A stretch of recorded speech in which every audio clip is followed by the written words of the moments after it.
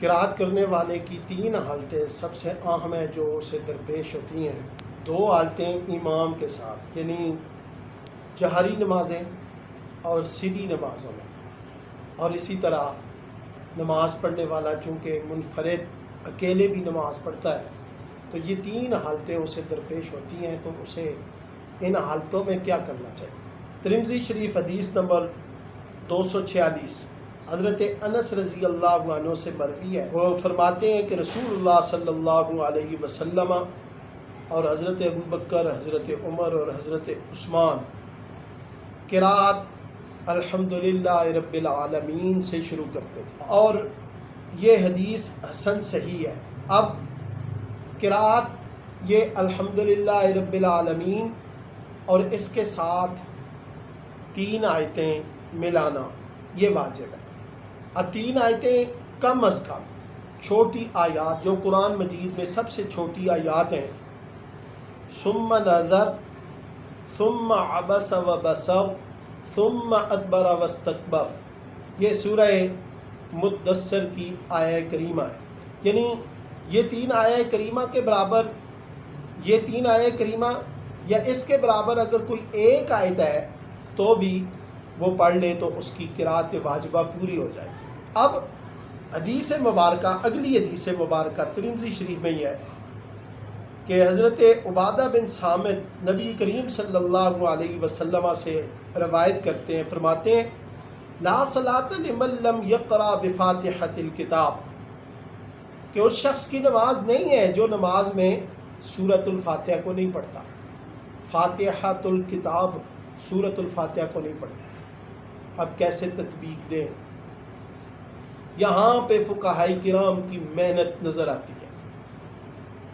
اللہ پاک ان فقہائی کرام کو غریب کے رحمت فرمائے اور کروٹ کروٹ جنت نصیب فرمائے جنہوں نے قرآن اور حدیث کا نچوڑ نکال کر فقہ کی صورت میں ہمیں عطا کی۔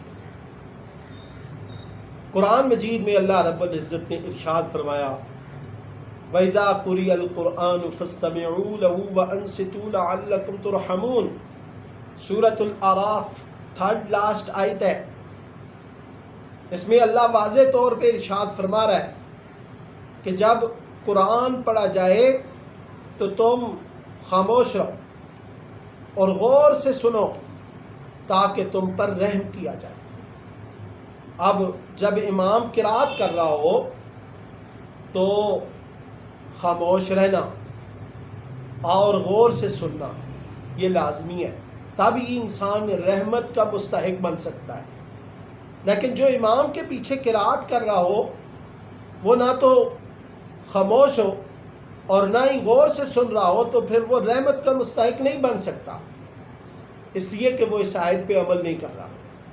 اس لیے اہل سنت اور احناف یہ حکم ہے کہ وہ قرآن پہ عمل کیا جائے، قرآن کی اس آیت پر عمل کیا جائے کہ جب امام قرأت کر رہا ہو تو مقتدی اس کے پیچھے ہرگز قرأت نہ کرے، کیونکہ قرآن کی سورۃ الاعراف کی اس آیت میں اللہ نے حکم دیا ہے کہ جب قرآن پڑھا جائے تو تم غور سے سنو اور خاموش رہو تاکہ تم پر رحم کیا جائے، تو اس آیت پہ عمل کیا۔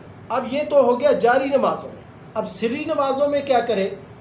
تو سری نمازوں میں بھی یہی حکم ہے کہ جب امام قرأت کرے تو تم خاموش رہو، اس لیے کہ امام اسی لیے بنایا جاتا ہے کہ اس کی اقتداء کی جائے۔ سنن ابن ماجہ یہ کتاب اقامت الصلاۃ والسنۃ فیہا اور حدیث نمبر ہے 846۔ حضرت ابو ہریرہ اس حدیث کے راوی ہیں، فرماتے ہیں کہ رسول اللہ صلی اللہ علیہ وسلم نے فرمایا کہ بے شک امام اسی لیے بنایا جاتا ہے کہ اس کی اقتداء کی جائے، وہ جب تکبیر کہے تو تم تکبیر کہو، وہ جب قرأت کرے تو تم خاموش رہو۔ وَإِذَا قَرَأَ فَأَنصِتُوا، امام جب قرأت کرے تو تم خاموش رہو۔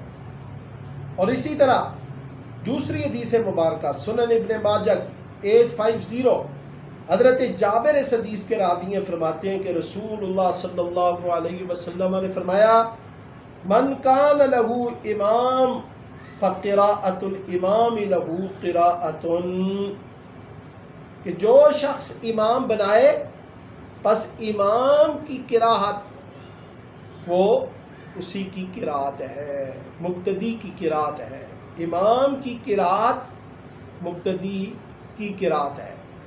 تو اس لیے امام کے پیچھے جب بھی ہوں تو آپ کبھی بھی قراءت نہ کریں، چاہے آپ جاری نماز میں ہوں یا کہ سری نماز میں۔ اب منفرد کیا کرے؟ منفرد کے لیے یہ حکم ہے کہ وہ سورۃ الفاتحہ کی قراءت کرے، سورۃ الفاتحہ کو پڑھے، فرضوں کی پہلی دونوں رکعتوں میں سورۃ الفاتحہ کے ساتھ سورت ملائے جو میں نے پہلے ذکر کیا۔ اسی طرح تمام واجبات، تمام سنتیں، تمام نوافل، صرف فرضوں کی تیسری اور چوتھی رکعت میں سورۃ الفاتحہ کے بعد سورت نہ ملائے، اور باقی تمام واجبات، سنتیں، نوافل ان میں وہ اکیلے پڑھتا ہے تو وہ ساتھ سورۃ الفاتحہ کے ساتھ سورت ملائے گا۔ اب یہ حدیث مبارکہ وَإِذَا قَرَأَ فَأَنصِتُوا، یہ مسلم شریف میں بھی ہے کہ حضرت امام مسلم سے جب پوچھا گیا کہ ان کے دوست حضرت ابو بکر نے پوچھا کہ کیا وَإِذَا قَرَأَ فَأَنصِتُوا، یہ آپ اپنی اس کتاب میں اس روایت کو نہیں لائے، کیا یہ صحیح نہیں ہے؟ تو امام مسلم نے فرمایا ہوا ہندی صحیح، تو یہ میرے نزدیک صحیح ہے، یعنی صحیح روایت ہے۔ تو اسی پر ہی اہل سنت کا، احناف کا عمل ہے کہ جب امام کے پیچھے ہوں تو آپ قرات نہ کریں، سورہ فاتحہ نہ پڑھیں، ساتھ سورت نہ ملائیں، اور قرآن کے حکم پر عمل کرتے ہوئے خاموش اور توجہ سے امام کی قرات کو سنیں، اور حدیث پر عمل کرتے ہوئے کہ امام کی قرات مقتدی ہی کی قرات ہے، اس پہ عمل کریں۔ اور یہاں پہ میں علماء، حفاظ، قراء، ان لوگوں کے لیے یہ بات واضح کرنا چاہتا ہوں کہ قرات وہ احادیث مبارکہ سے جو ثابت ہے، صحیح ستہ کی احادیث سے، کہ نبی علیہ الصلاۃ والسلام فجر کی نماز میں، ظہر کی نماز میں، عصر کی نماز میں، مغرب اور عشاء کی نماز میں وہ مختلف جگہوں سے قرات کرتے تھے۔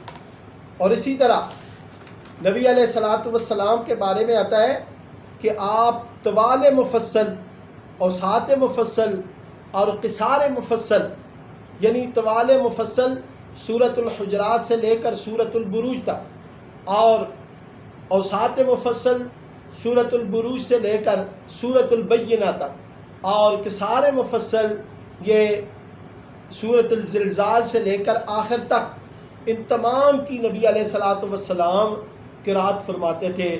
اور اس کے علاوہ بھی آتا ہے کہ نبی علیہ الصلاۃ والسلام مختلف وقتوں میں قرات کرتے تھے۔ وہ مساجد، وہ ائمہ اور خطباء جو نمازیں پڑھاتے ہیں، انہیں چاہیے کہ وہ نبی علیہ الصلاۃ والسلام کی قراءت کی جگہوں کو یاد کریں اور خود نماز میں پڑھیں اور اپنے مقتدیوں کو سنائیں تاکہ احادیث مبارکہ پر عمل ہو۔